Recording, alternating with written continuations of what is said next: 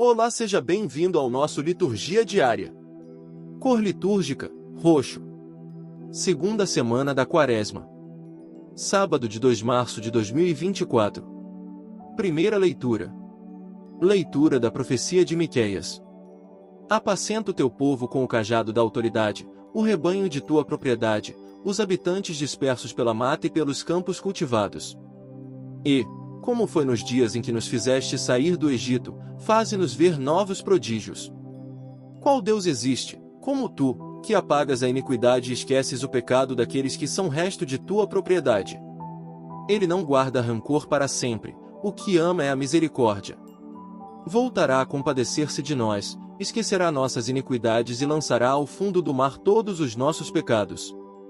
Tu manterás fidelidade a Jacó e terás compaixão de Abraão, como juraste a nossos pais, desde tempos remotos. Palavra do Senhor. Graças a Deus. Salmo responsório.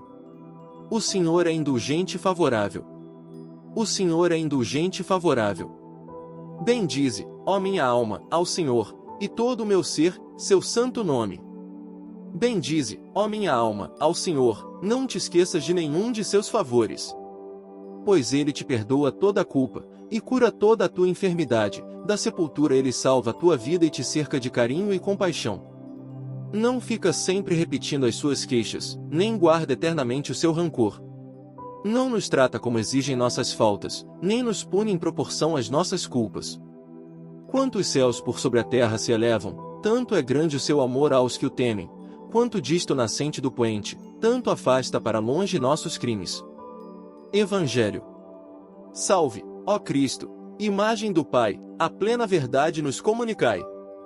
Vou voltar e encontrar o meu Pai e direi: meu Pai, eu pequei contra o céu e contra ti.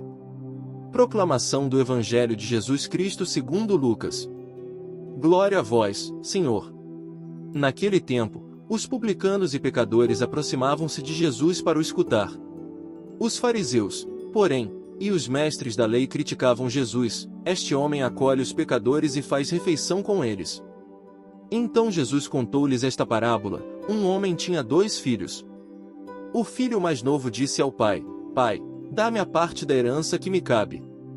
E o pai dividiu os bens entre eles. Poucos dias depois, o filho mais novo juntou o que era seu e partiu para um lugar distante. E ali esbanjou tudo numa vida desenfreada. Quando tinha gasto tudo o que possuía, houve uma grande fome naquela região, e ele começou a passar necessidade. Então foi pedir trabalho a um homem do lugar, que o mandou para seu campo cuidar dos porcos. O rapaz queira matar a fome com a comida que os porcos comiam, mas nem isto lhe davam. Então caiu em si e disse: quantos empregados do meu pai têm pão com fartura, e eu aqui, morrendo de fome? Vou-me embora, vou voltar para meu pai e dizer-lhe: Pai, pequei contra Deus e contra ti, já não mereço ser chamado teu filho. Trata-me como a um dos teus empregados. Então ele partiu e voltou para seu pai. Quando ainda estava longe, seu pai o avistou e sentiu compaixão. Correu-lhe ao encontro, abraçou-o e cobriu-o de beijos. O filho, então, lhe disse: Pai, pequei contra Deus e contra ti. Já não mereço ser chamado teu filho. Mas o pai disse aos empregados: trazei depressa a melhor túnica para vestir meu filho. E colocai um anel no seu dedo e sandálias nos pés. Trazei um novilho gordo e matai-o. Vamos fazer um banquete.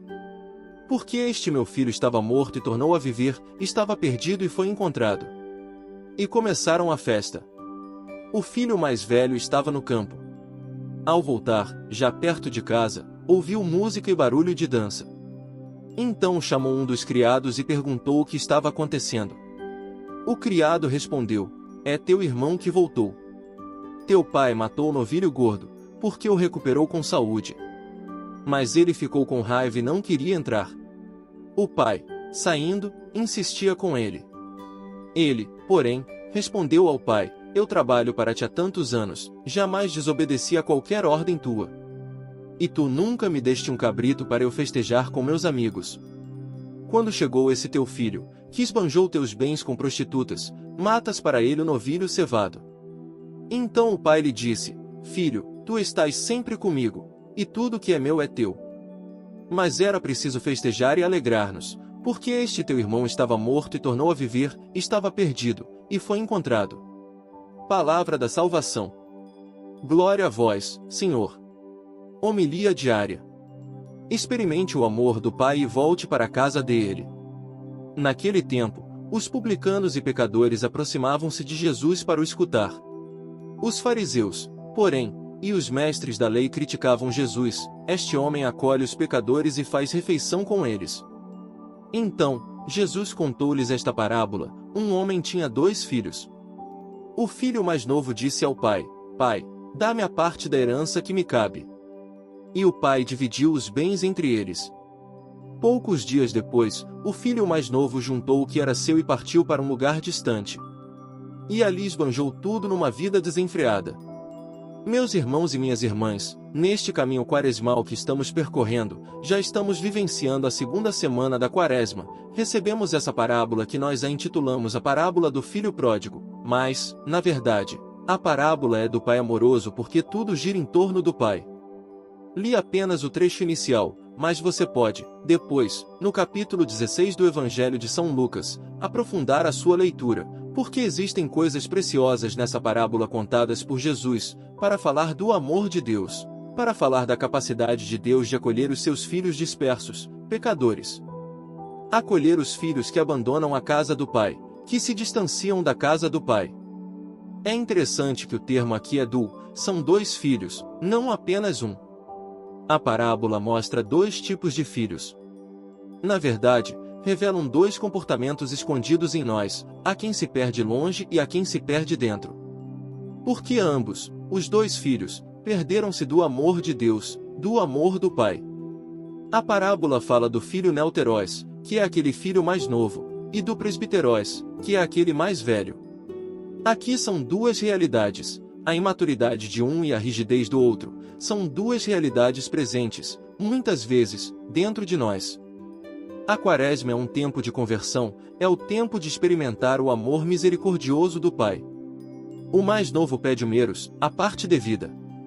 Aqui, temos a palavra meritocracia que deriva justamente disso que o filho mais novo pediu. Quantos de nós vivemos buscando os nossos méritos? Quantos de nós têm uma visão sobre o Pai, sobre Deus, baseada na meritocracia? Ou seja, se me comportei bem, mereço os favores de Deus, mereço a bondade do Pai. Esse filho faz a experiência da conversão. Ele pede a ousia, as propriedades, os imóveis, as posses, aquilo que alguém tem. Aquilo que o pai tinha é o que o filho pede. Muito cuidado com as nossas orações, porque, muitas vezes, baseamos-nos só em ousia, queremos só coisas, queremos só bens, posses, queremos muitas realidades, menos Deus. Precisamos querer Deus. O pai divide, em partes, o patrimônio. O texto não diz que é patrimônio, o texto diz que o pai deu o bios, e você sabe o que significa bios.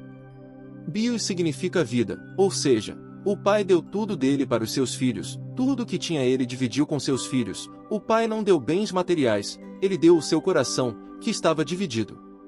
Passados alguns dias, ou seja, aqueles dias massacrantes para o pai, tendo que acolher a liberdade do filho mais novo, quantas vezes Deus sofre por conta do mau uso da nossa liberdade? Depois, diz que o filho foi para uma região distante.